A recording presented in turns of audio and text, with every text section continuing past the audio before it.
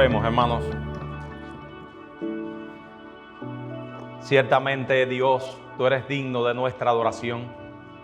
Y hoy queremos darte gracias por el Salvador, muerto en la cruz por nuestros pecados. En su muerte nosotros tuvimos vida. Y gracias a esa vida que Él nos impartió, estamos hoy en este lugar. Padre, recibe la gloria en medio de la exposición de tu palabra y que seamos impactados con ella en esta mañana. Te lo rogamos en Cristo. Amén. En ciertos aspectos, pocas cosas son tan personales e individuales como la vida cristiana. Cuando un pecador viene a Cristo en arrepentimiento y fe, está entrando en una transacción de reconciliación con Dios en la que no puede haber ningún otro intermediario. Nadie puede creer por ti, ni arrepentirse por ti. Eso es algo que cada cual tiene que hacer delante de Dios. Por medio de Jesucristo, sin la intervención de ningún ser humano, nosotros no podemos arrepentirnos por nuestros hijos, aunque quisiéramos. Y a partir de ese momento, el cristiano toma una relación filial con Dios, tan íntima, tan personal, como la que tiene un hijo con su padre.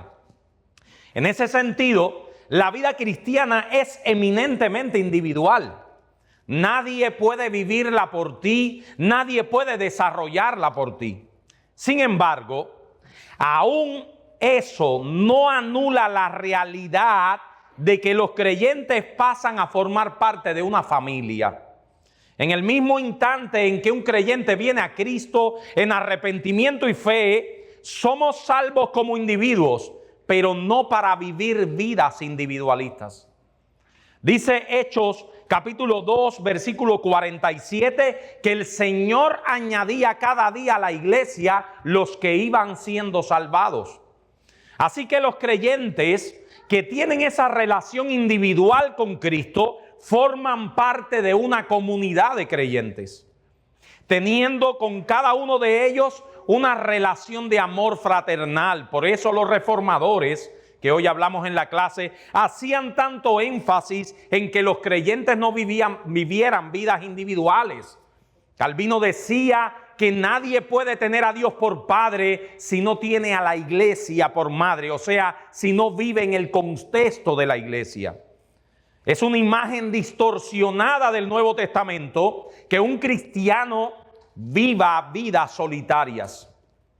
Esa es la imagen de la vida cristiana que nosotros encontramos en el texto que nosotros estudiaremos hoy en esta mañana en nuestra serie de mensajes consecutivos sobre Primera de Pedro.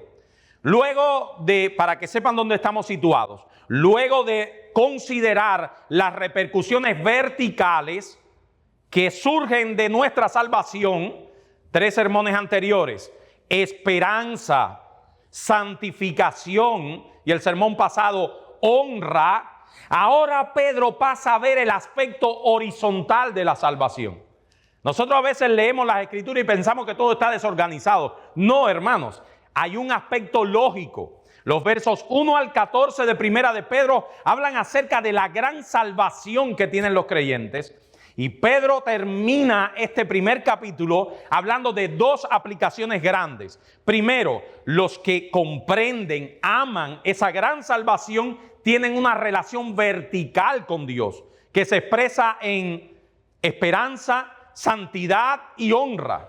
Y ahora también tienen una relación horizontal con sus hermanos, que se expresa en eso que Pedro llama el amor fraternal. Vamos a leer todos, primera carta del apóstol Pedro, en los últimos versículos ya, del verso 22 al verso 25. Primera carta de Pedro, en el capítulo 1, en los versos 22 al 25.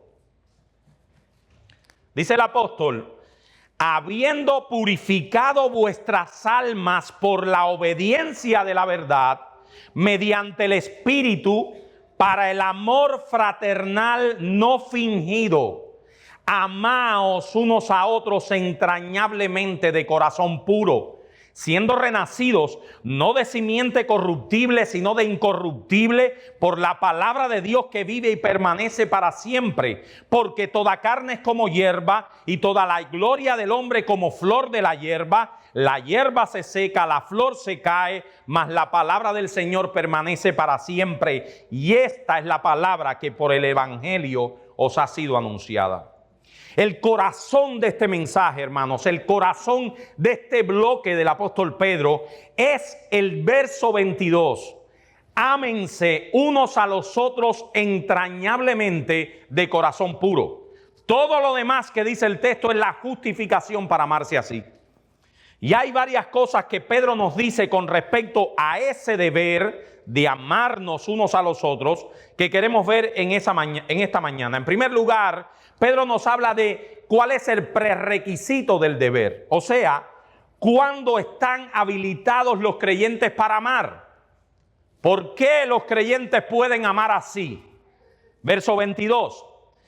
Habiendo purificado vuestras almas por la obediencia a la verdad mediante el Espíritu. Hay algo que hace posible que los cristianos se amen unos a otros, y es el hecho de que nuestras almas han sido purificadas. Eso es básicamente lo que Pedro está diciendo aquí. La Biblia reiteradamente deja en claro que una persona no convertida está muy lejos de la capacidad de demostrar el verdadero amor que Dios muestra en las Escrituras. Y si hay alguien en este lugar que aún piensa que no es creyente, usted verá que este amor del que Pedro habla aquí es un amor que solo puede venir como fruto de la regeneración, como fruto de que Dios transforme un corazón. O sea, mis hermanos, lo que estamos diciendo acá es que hay un requisito indispensable para amarnos los unos a los otros, y es el amor sobrenatural de Dios, un amor que ha sido purificador de nuestras almas. Y lo primero que vemos en este texto es el lugar donde se efectúa la purificación. No se trata de una limpieza de fachada, escúchenme bien. No es un cambio externo.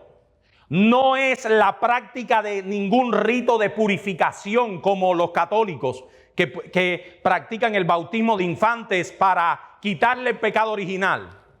No se trata de nada de eso. Hay religiones que presuponen que algún ritual externo puede dar algún cambio de nuestra conducta. Pero lo que se requiere del pecador, escúchenme hermanos, no es que sea bautizado, sino que su alma sea purificada. Un impío bautizado no se convierte en un cristiano, sino en un impío mojado. No existe ningún ritual ni ninguna práctica religiosa que pueda resolver el problema que tenemos con Dios por nuestros pecados. No existe. La limpieza que se requiere en las Escrituras comienza adentro, no afuera. Se efectúa en nuestro hombre interior, en el asiento mismo de nuestra personalidad y nuestra conciencia. En Marcos capítulo 7, es un capítulo que vale la pena leer siempre, porque es el pensamiento de Jesús en este tema. Yo no lo puedo leer completo, pero esta es una confrontación entre Cristo y los fariseos. Una de las tantas que tuvo el Señor con los fariseos. Y que Jesús verdaderamente nos abre su mente y muestra lo que es la verdadera religión cristiana. En el verso 5 de Marcos 7 dice: le preguntaron pues los fariseos y los escribas: ¿por qué tus discípulos no andan conforme a la tradición de los ancianos, sino que comen pan con las manos inmundas, o sea, con las manos sucias? He aquí la gran preocupación de estos hombres: la fachada, la facha, lo de afuera. Practicar los ritos correctos conforme a la enseñanza de los rabinos. Cuando alguien no se apegaba a esos ritos externos, inmediatamente ellos decían que era impuro. ¿Cuál fue la reacción del Señor a esa visión ritualista y externa de la santidad? Hermanos, los versos 15 al 23, que se los voy a leer ahora, nos abren el corazón de Jesús con respecto a eso. nada hay fuera del hombre que entre en él que le pueda contaminar. Pero lo que sale del hombre, eso es lo que contamina al hombre. Si alguno tiene oídos para oír, oiga. Cuando se alejó de la multitud y entró en casa, le preguntaron los discípulos sobre esa parábola. Unos judíos que estaban toda la vida adaptados a las cosas externas, a la facha, adaptados a los rituales, adaptados a guardar las fiestas solemnes, todas aquellas cantidad de tradiciones que los fariseos habían metido por encima del mandamiento. Y los discípulos se quedaron como atónitos ante que Jesús respondiera de esa manera. Entonces Jesús les dijo: ¿también vosotros estáis sin entendimiento? ¿No entendéis que todo lo de fuera que entra en el hombre no le puede contaminar, porque no entra en su corazón, sino en el vientre y sale a la letrina? Eso decía siendo limpios todos los alimentos, pero decía que lo que del hombre sale, eso es lo que contamina el hombre. Y él le dijo a los discípulos: porque de dentro del corazón de los hombres es que salen los malos pensamientos, los adulterios, las fornicaciones, los homicidios, los hurtos, las avaricias, las maldades, el engaño, la lascivia, la envidia, la maledicencia, la soberbia, la insensatez. Todas estas maldades de dentro salen y contaminan al hombre. No son las circunstancias las que llevan a un hombre a cometer todas esas impiedades. La gran tragedia de nuestro siglo es el pensar que el problema del hombre está fuera, en las circunstancias. Si cambiamos el ambiente y las circunstancias, el hombre cambiará también. Pero el Señor tiene un diagnóstico distinto que el de nosotros, hermanos. Es de adentro de donde salen todas nuestras maldades. La culpa no la tienen los amigos o los padres que nos criaron, o la educación que recibimos, o el sistema político, económico o social en el que vivimos. Las influencias externas pueden exacerbar y alimentar la maldad que ya está en nuestro corazón. Y los cubanos, por ejemplo, se quejaban que en Cuba tenían que robar para poder vivir. Y vienen aquí a Walmart y se roban las cosas también. Es adentro. Las influencias externas, ciertamente, quiero establecer este equilibrio, pueden exacerbar y alimentar la maldad que ya está en nuestro corazón. Proveen incluso la ocasión para que la maldad se manifieste y se fortalezca. Pero eso debemos cuidar, eso podemos llamarle malas influencias, pero eso no es lo que contamina al hombre. El hombre viene contaminado.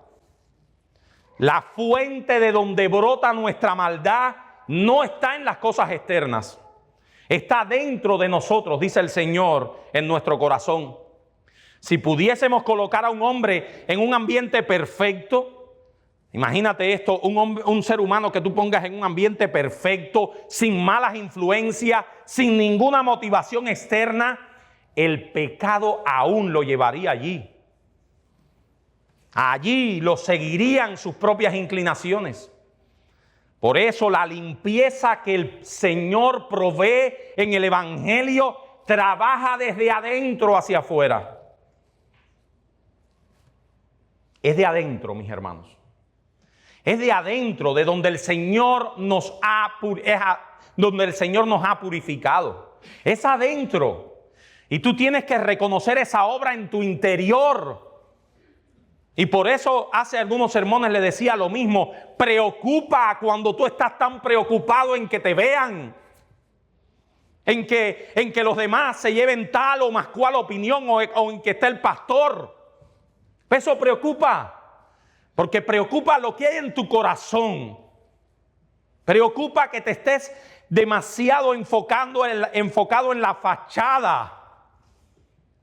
Es la obra del corazón la que se muestra afuera y no al contrario.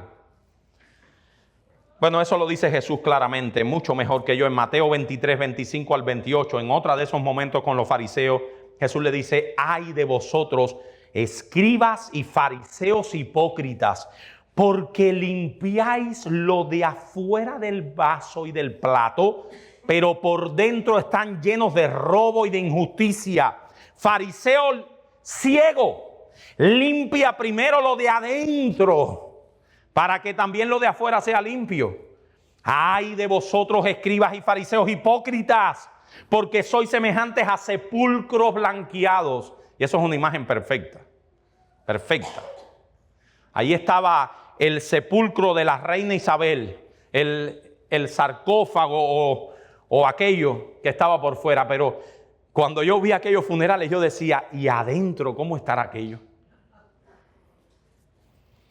Por fuera son sepulcros blanqueados, pero por dentro, por fuera se muestran, dice Jesús, hermosos, mas por dentro están llenos de huesos de muertos y de toda inmundicia. Así también vosotros por fuera, la verdad, os mostráis justos a los hombres, pero por dentro estáis llenos de hipocresía y de iniquidad.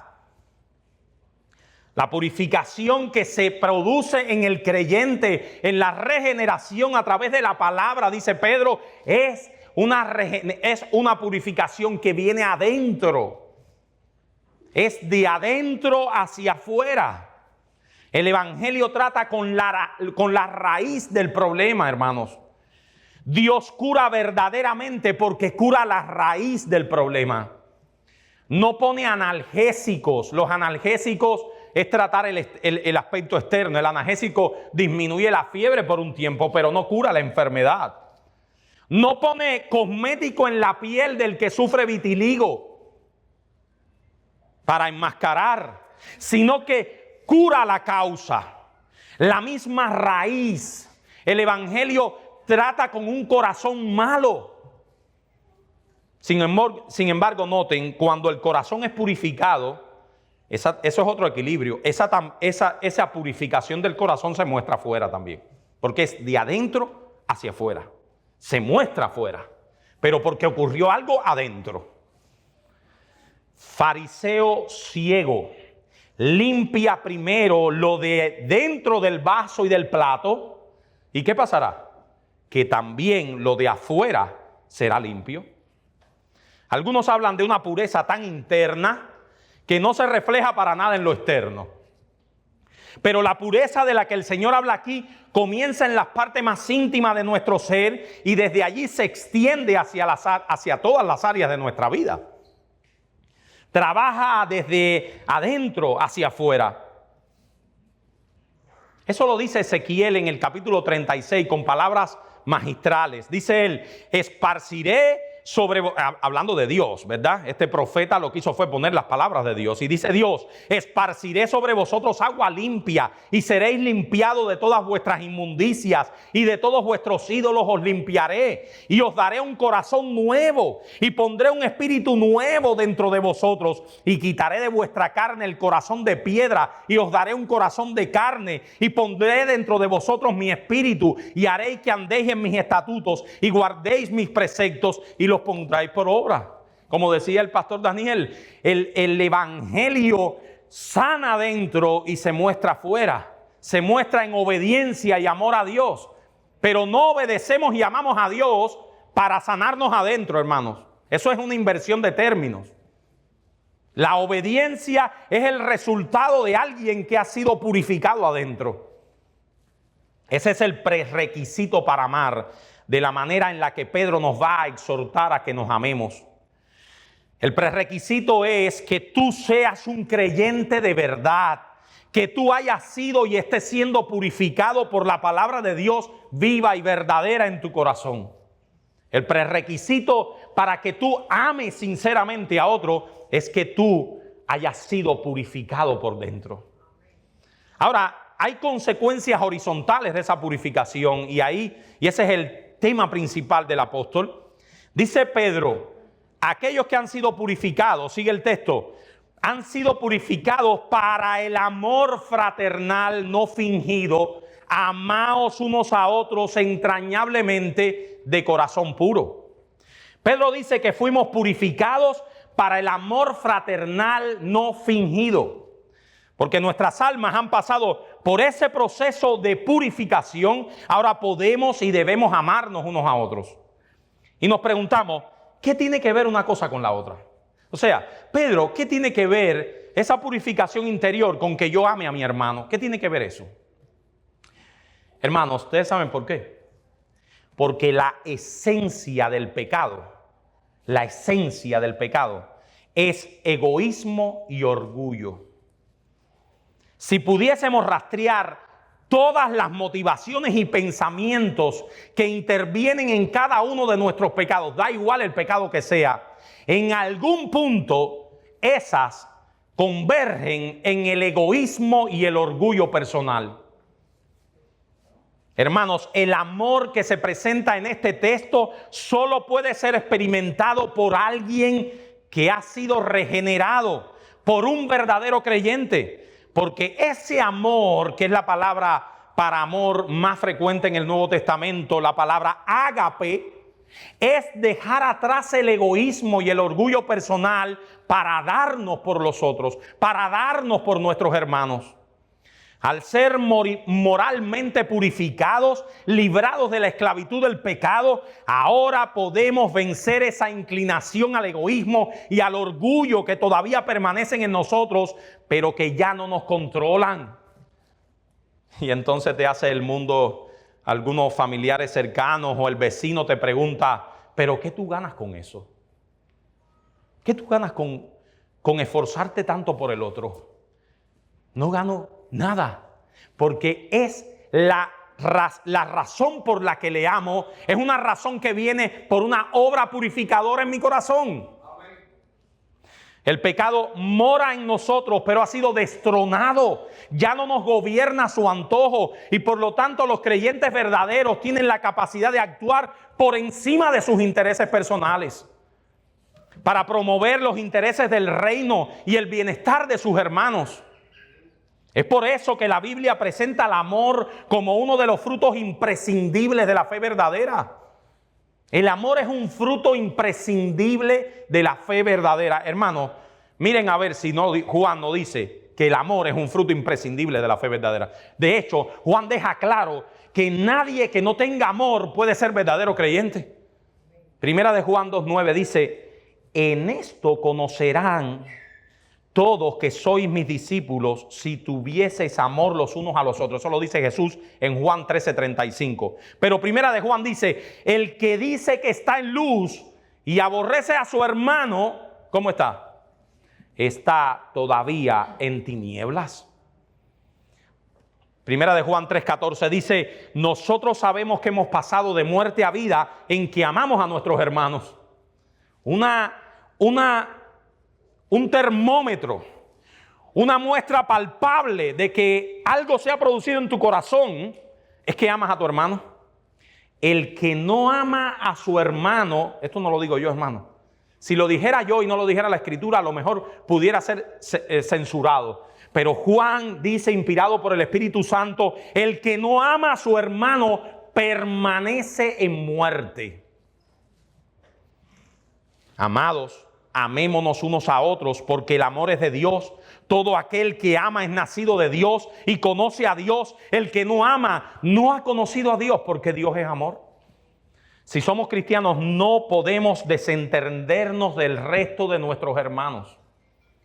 Así como un miembro del cuerpo no puede desentenderse del resto de los miembros. Cuando éramos inconversos, vivíamos para nosotros mismos y en función de nosotros mismos. Pero ahora que somos de Cristo, no podemos seguir viviendo así. Y este es un llamado al autoexamen en tu vida, hermanos.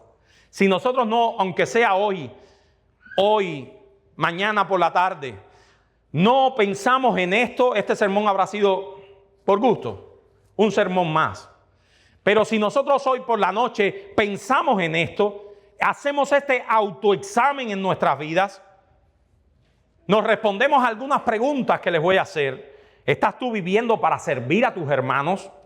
¿Está cargada tu agenda de planes como yo, lo mío, mi familia, mis intereses? ¿Son esa tu lista? Piensa, hermano. ¿Esa es tu lista para la semana? ¿Toda tu lista? No es que eso no esté en tu lista, es que esa es toda tu lista. Eso es lo preocupante. Yo, lo mío, mi familia, mis intereses. lo mío primero. Hermano, si eso es así, tú debes examinar tu fe. Debes de detenerte y tomar otro rumbo, porque déjenme decirle, hermano, no es compatible con la fe cristiana. El individualismo entronado en tu vida no es compatible con el cristianismo. Nuestras almas fueron purificadas para el amor fraternal, dice el apóstol Pedro. No obstante, aunque el pecado nos reina en nuestros corazones y no nos gobierna a su antojo, todavía mora en nosotros. Y no como un volcán apagado, así no mora el pecado en nosotros, sino como un volcán que está en erupción. No como una bomba desactivada. El pecado continúa activo en nuestros corazones. Y el objetivo primordial al pecado que está en nosotros es alejarnos de Dios y movernos a vivir una vida centrada en nosotros mismos. Ese es todo el objetivo de nuestro pecado. Alejarnos de Dios y movernos a lo mío primero, lo mío primero. Yo. Así que la consecuencia de la purificación de nuestras almas, dice Pedro, es el amor fraternal. Y he aquí ahora 5 características que quiero darle del amor fraternal entre los creyentes. En primer lugar, el amor que Pedro nos dice en este texto es un amor distintivamente cristiano. Es un amor distintivamente cristiano. Lo que quiero decir es que este amor solo lo pueden tener los que aman a Cristo. En Juan 13:34 dice Jesús: un mandamiento nuevo os doy, que os améis unos a otros, como yo os he amado, que también os améis unos a otros. Esa clase de amor toma al Señor Jesucristo como nuestro modelo. Y Jesús nos dice, le dice a los discípulos, miren esto, como yo les he demostrado a ustedes que se debe amar, así ámense entre ustedes.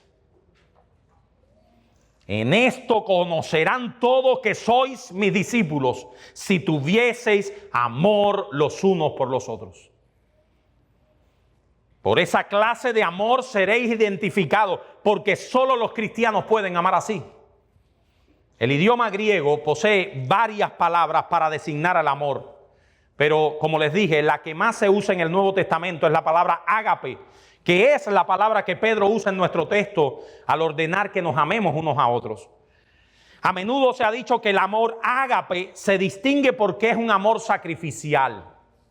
Y eso es verdad. Ciertamente es una clase de amor que nos lleva al sacrificio si es necesario. Pero lo que distingue el amor ágape de los otros tipos de amor es que va más allá de las emociones, que va más allá de lo espontáneo. Escucha, hermano. Es verdad que el amor ágape es un amor sacrificial, pero lo que distingue al amor ágape es que es un amor que va más allá de las emociones, más allá de lo espontáneo. Es natural y espontáneo que yo ame a mi familia. Eso es lo natural. De hecho, la Biblia dice que es horrible cuando una madre no ama a su hijo. Eso es lo más contra natura que existe en el mundo. Es natural que tú ames a tu familia, pero ese no es el amor ágape. Es amor, pero no el ágape. La sangre llama, dicen algunos. O es natural que yo ame a mis amigos. Muchas personas se sienten atraídas hacia otra por su forma de ser y por su carácter, por su afinidad de temperamento. Se acercan a ellos en una forma natural y espontánea y es natural que se amen. Pero el amor ágape está por encima de todo eso. Es un amor de principio que conquista nuestra voluntad y nos mueve deliberadamente a buscar el bien de otros, sea que nos amen o sea que no nos agraden.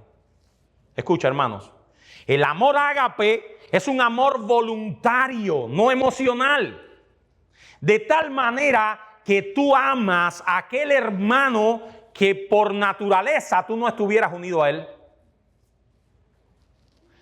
Segundo, el amor ágape es un amor de cristianos para cristianos. El verso 22 de Primera de Pedro, la palabra que Reina Valera traduce como amor fraternal, es la traducción de una palabra griega que tiene el nombre ya iba a decir un país, un estado de este país, Filadelfia. Es la palabra griega Philadelphian. sustantivo compuesto de filo, que tiene el aspecto afectivo del amor y que se usaba regularmente para señalar el amor entre los miembros de una familia, y el término adelphos, que es la traducción literal de hermano. Ámense con amor de Filadelfia, es lo que Pedro está diciendo ahí. Así como los hermanos de sangre deben amarse afectuosamente, así deben amar los cristianos a los demás miembros de la familia de la fe. ¿Tú te has preguntado alguna vez por qué tú le dices hermano al que tienes al lado? Tú estás diciendo cosas con eso, hermano.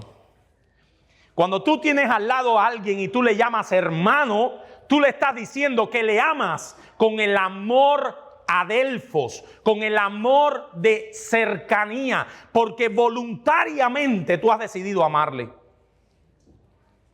Aunque hay muchos textos en la Biblia donde se nos exhorta a amar a todos los hombres, y eso es verdad, hay otros textos en la Biblia que debemos amar a todos los hombres, amar a nuestro prójimo. No es, hermanos, no les puedo decir algo que no está en el texto, no es de ese tipo de amor que Pedro nos habla hoy aquí. Pedro nos dice, ámense con amor fraternal, con Filadelfia, amor entre hermanos, amor ágape, de familia, que debe haber entre los creyentes. Todos aquellos que han sido redimidos por la gracia de Dios y adoptados en la familia de la fe son hermanos y tienen el deber de amarse unos a otros. Dice en Romanos 12:10, amaos unos a otros con amor fraternal. El apóstol Pablo usa casi exactamente las mismas palabras. Ámense unos a otros con amor fraternal. Y ahí las dos palabras que quiero llamar nuevamente vuestra atención. La palabra filostorgoi, o sea, filo, que significa amor, como ya vimos, y estorge, que significa amor natural, amor de familia. Les cito las palabras griegas, hermanos, para que vean dónde el autor inspirado quiere llevarnos.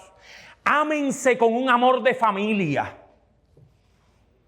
Ámense así los unos a los otros, con este afecto natural que existe entre los miembros de una familia.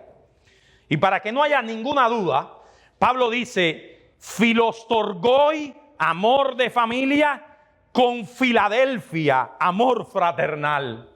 Es como un sobreénfasis.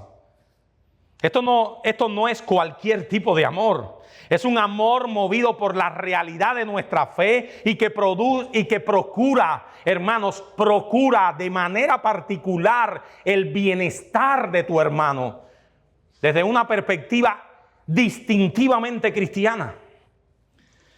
Queridos hermanos, ¿qué es el amor? ¿Qué es el amor? Podemos decir que el amor es aquella virtud que nos mueve a buscar nuestra felicidad en el bien del objeto amado, aún a costa de cualquier sacrificio personal. El que ama se alegra cuando el objeto amado está feliz. Ese es el amor.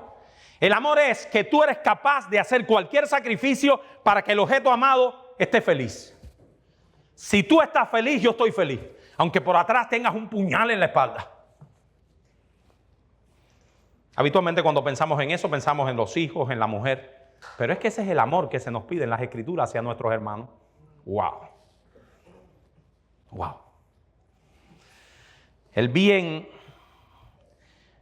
no es un concepto abstracto para los cristianos. La palabra de Dios nos dice en Romanos 12:1 que la voluntad de Dios es agradable, buena y perfecta. ¿Qué es entonces el amor para los cristianos? ¿Qué es el bien? Es la virtud que nos mueve a procurar activamente que la voluntad de Dios sea llevada a cabo por todos aquellos que amamos. El amor del creyente a su hermano se manifiesta en consuelo, en servicio, en ayuda, pero los cristianos tienen ciertas necesidades que los inconversos no tienen. Ponte a pensar en esto. Yo no puedo preocuparme porque mi vecino inconverso no está creciendo en la gracia. Esa no es una preocupación mía de todos los días. Por ejemplo, no me preocupo todos los días porque mi vecino de al lado no glorifica a Dios en su vida. Le predico el evangelio, pero no le llevo a que crezca en la gracia porque no tiene gracia. Yo debo tener otras preocupaciones por mi vecino inconverso, pero no serán exactamente las mismas que tengo por mis otros hermanos en la fe. Dice John Brown, comentando este texto, la gran meta contemplada para el amor fraternal cristiano es la felicidad del objeto amado desde el punto de vista cristiano, su liberación de la ignorancia, del error y del pecado en todas sus esferas y acepciones. El cristiano busca el bien de la gloria de Dios en su hermano. ¿Qué estamos diciendo, hermanos? Que nuestro amor hacia nuestros hermanos se enfoca en todas las áreas de su vida, incluyendo su crecimiento espiritual. Se los yo voy a decir en lenguaje de todos los días. Que yo voy caminando por aquí y veo a mi hermano, miembro de la iglesia, con una imprudencia, con un pecado. Y mi deseo natural es pasar, Ricardo, no te metas en problemas, Ricardo, no te metas en problemas, Ricardo, no te metas en problemas. Pero mi amor cristiano me lleva a decirle, hermano, ¿qué está pasando?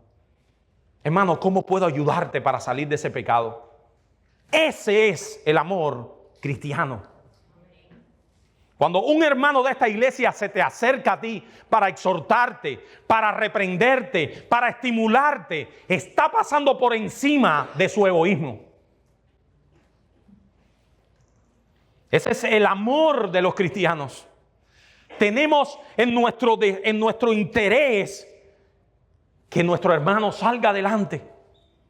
¿Soy yo guarda de mi hermano? Sí, sí.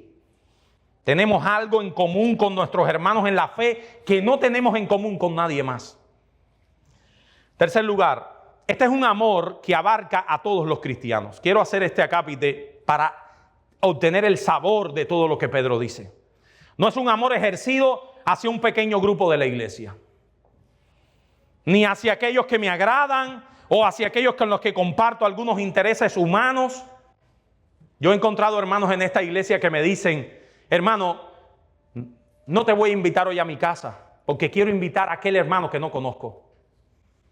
Eso es un amor ágape.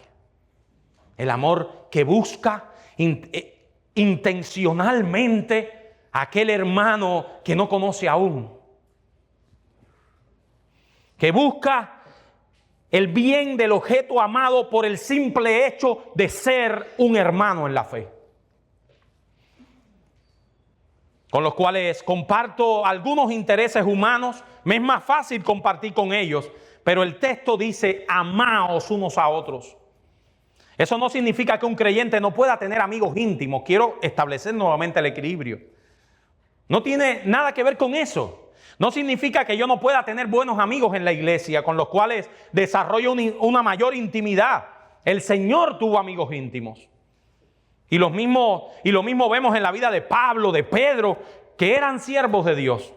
No hay nada malo en tener buenos amigos, pero a la hora de ayudar al necesitado, de poner mis dones en operación, a la hora de cumplir con todos los deberes que yo encuentro en el Nuevo Testamento, de orar unos por otros, de exhortarnos unos por otros, de servir unos a otros, de amonestarse unos a otros, de llevar los unos las cargas de los otros, de saludarse unos a otros, el criterio ha de ser el amor fraternal, el hecho de que perteneces a una familia. No podemos ser indiferentes a las necesidades de nuestros hermanos, sea que estén en nuestro grupo o que no, sea que sean nuestros amigos o no, sea que estén en nuestro círculo de intimidad o no. Ese es un error de muchas iglesias.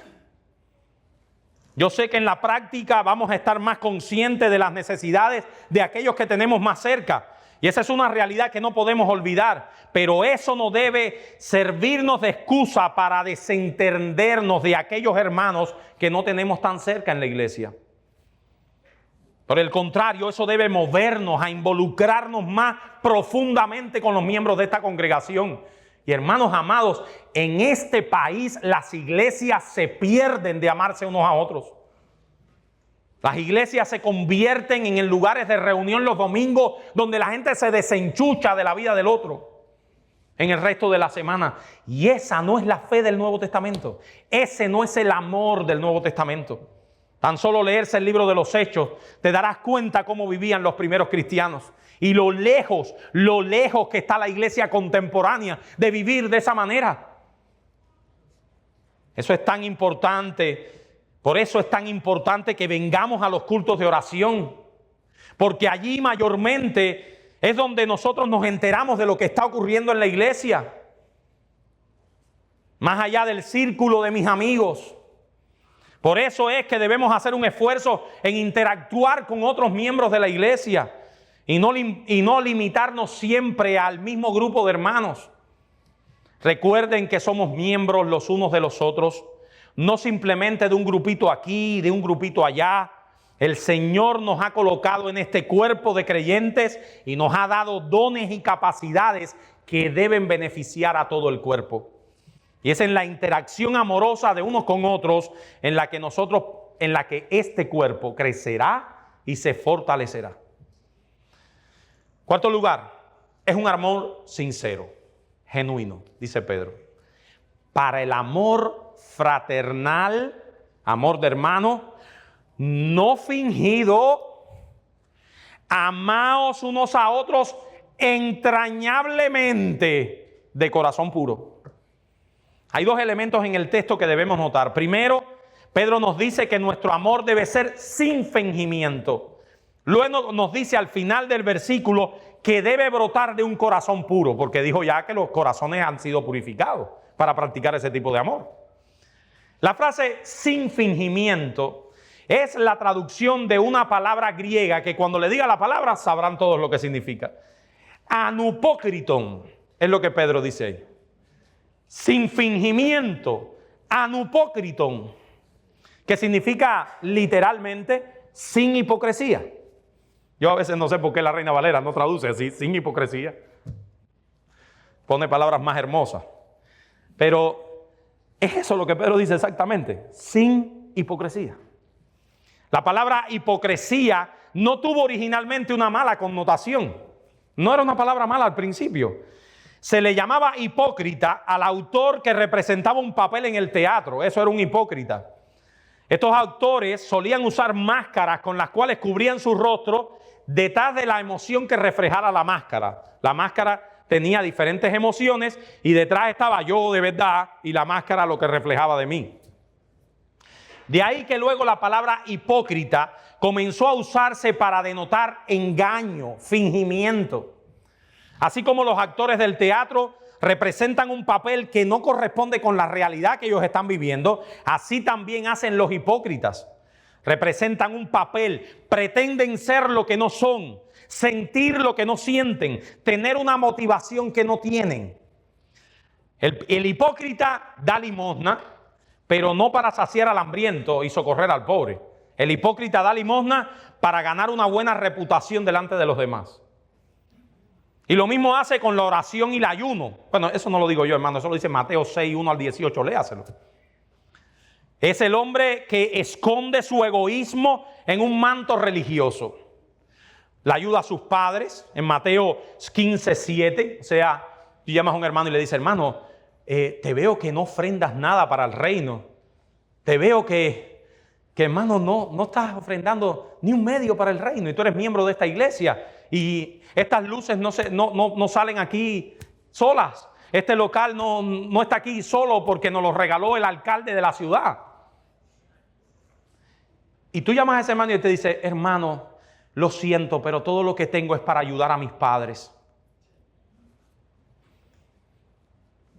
Por ejemplo, Jesús cita al socorro en el día de reposo. Aquellos fariseos blancos que pasaban por al lado de aquel que estaba en el camino y pasaban, o que se le había caído el animal en el hueco y pues es día de reposo, deja que... El hipócrita es el individuo que se acerca al hermano en la iglesia y pretende hacer algo por él, pero no porque tiene la intención de servirle y ayudarle, sino porque sabe que de alguna manera ese hermano puede favorecerlo. Está buscando algo a cambio. Por eso es que el Señor nos manda a hacer bien a todos los que no pueden devolvernos el favor. Hermano, si legítimamente tú estás luchando con ese pecado, eso es un pecado como otro cualquiera. Tú deberías enfocarte en hacer bien y que ese bien no se viera. Y que ese bien no lo supiera otro. Y que ese bien que tú haces no te lo pudieran devolver. Esa es la manera de mortificar ese pecado, ¿sabes? Un resumen perfecto de la verdadera religión. Dice Santiago 1:27 que la religión pura y sin mácula, o sea, la religión perfecta delante de Dios es visitar a los huérfanos y a las viudas en sus tribulaciones y guardarse sin mancha del mundo. Esa es la religión perfecta. Ese es el cristianismo perfecto, dice Santiago. Misericordia y santidad. Piensa para que tú veas que ese es el resumen del cristianismo perfecto. Misericordia y santidad. Y cuando vayas a hacer misericordia, debe ser, dice Santiago, a los huérfanos y a las viudas. ¿Y por qué a ese grupo social? Porque ellos no te van a poder devolver tu favor. Eso es lo que implica la palabra misericordia. Hacer bien sin esperar recibir nada a cambio. Debemos ministrar a todo el que nos necesite, sea pobre o sea rico, pero la motivación debe ser el bienestar de mi hermano y no el beneficio personal que podamos derivar de él. Hermanos, y eso es una buena manera para autoexaminarnos. Mi hermano, a todos en algún momento de nuestras vidas hemos tenido esa raíz, vamos a ser sinceros. Y si en algún momento el orgullo se muestra en tu interior, eso no lo sabe nadie, nada más Dios y tú. Y si en algún momento por algo que tú hiciste bien al otro, ese orgullo brota en tu interior, tú debes arrepentirte, hermano. Tú debes luchar con eso, porque eso es pecaminoso. Por otro lado, es un amor que no se manifiesta solamente en palabras, es la otra manera. Pedro dice, amaos sin fingimiento, entrañablemente, de corazón puro. El amor es un amor que se expresa en actos.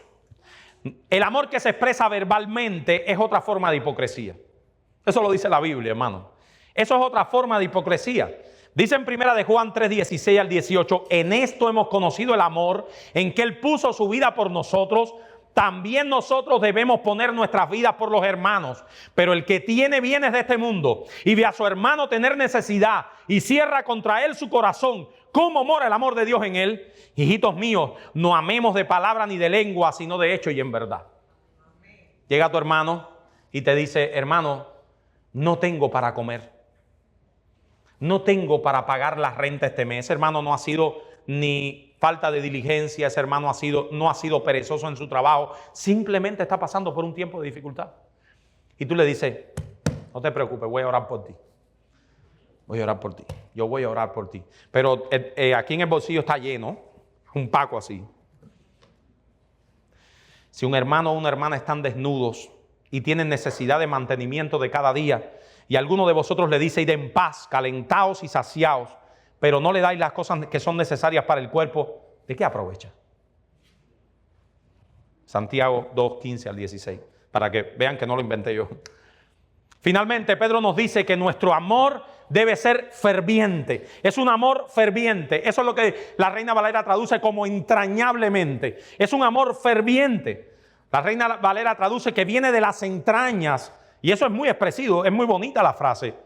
Se usa para referirse a algo que se estira y se estira hasta el máximo de su capacidad. Oye esto, el amor fraternal es un amor entrañable, pero esa palabra en griego significa que se estira y no se rompe.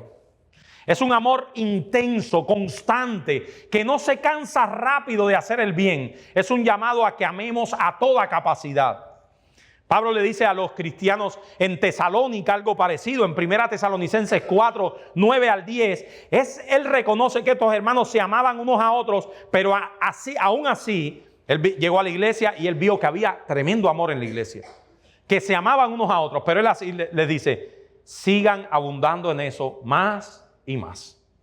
No han llegado al límite. Más. No se cansen, no piensen que ya han hecho suficiente por el hermano o por la hermana. Estira tus capacidades un poco más. Siempre puedes un poco más. Porque la meta, hermanos, la meta es Cristo. La meta es Cristo, es el amor de Cristo. Y si hay algo evidente en el amor de Cristo, es un amor que se extiende y se extiende hasta cumplir el propósito de su amor. Cristo nos escogió, Cristo se hizo hombre por nosotros, Cristo fue a la cruz, Cristo resucitó, Cristo ascendió a los cielos y desde allí, mira todo lo que hizo por ti. Mira todo lo que el Señor hizo por ti. Él te escogió, Él murió por ti en la cruz, Cristo resucitó por ti. Y todavía está en el cielo intercediendo cada vez que tú pecas por ti. Su amor no se cansa. Veamos en último lugar, hermanos, la razón por la que debemos tener este tipo de amor. ¿Por qué deberían amar los creyentes? Y hoy, como no estoy ronco, por eso voy a predicar 1 hora y media. ¿Por qué deberían amar los creyentes? Versos 23 al 25. Vamos a buscarlo, hermanos. Y este texto nos dice la razón por la que debemos amar los creyentes.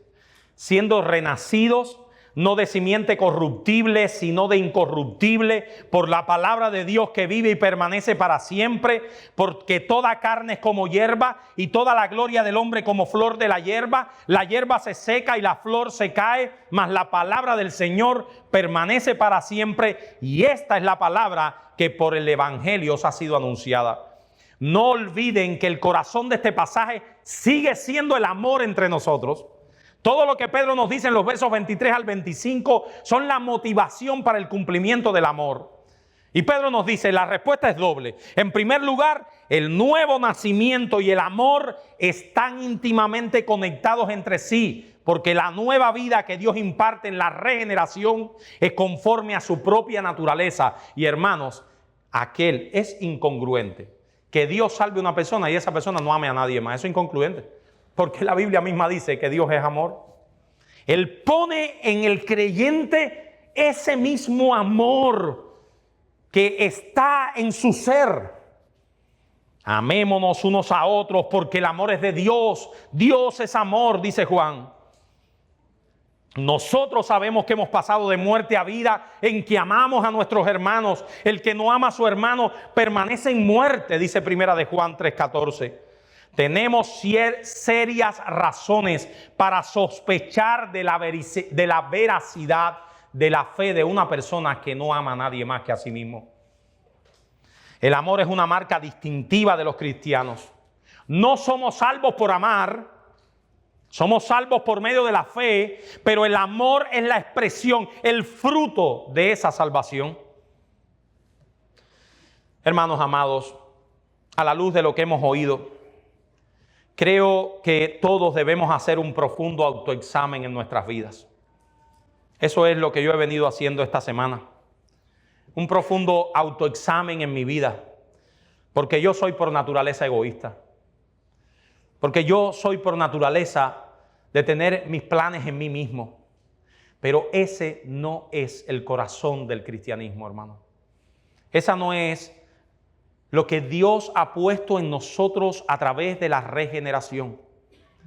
Cristo ha destronado el yo de nuestras vidas.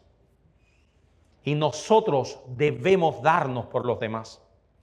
Mi hermano, si dejas de examinarte a ti mismo con objetividad y profundidad, serás como el hombre al que Santiago en su epístola alude.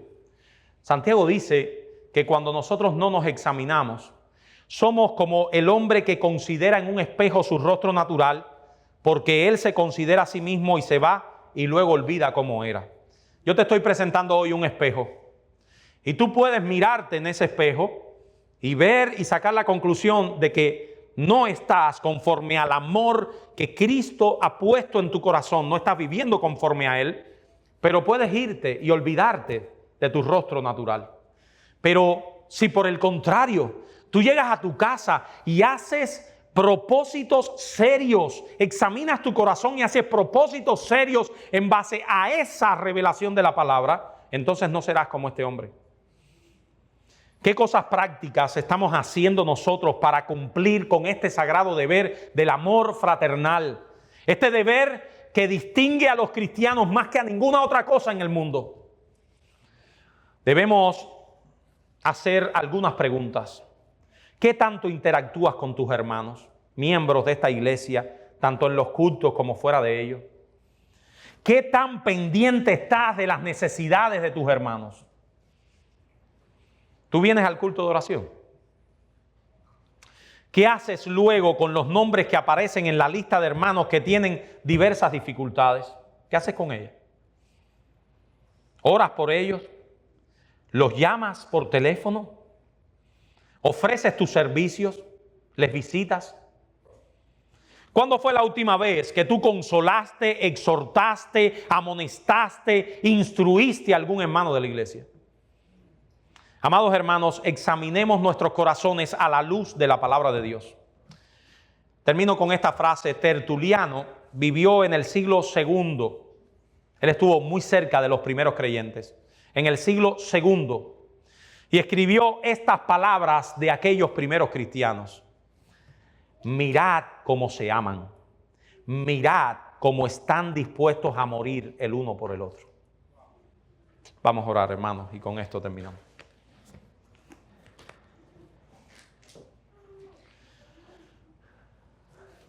Padre, nosotros queremos pedirte perdón por nuestros pecados, perdón por nuestro egoísmo, perdón porque el estándar del amor de Cristo por su iglesia, nosotros estamos muy lejos de alcanzar. Padre, nosotros te pedimos que a través de tu palabra hoy tú traigas a nuestros corazones una exhortación.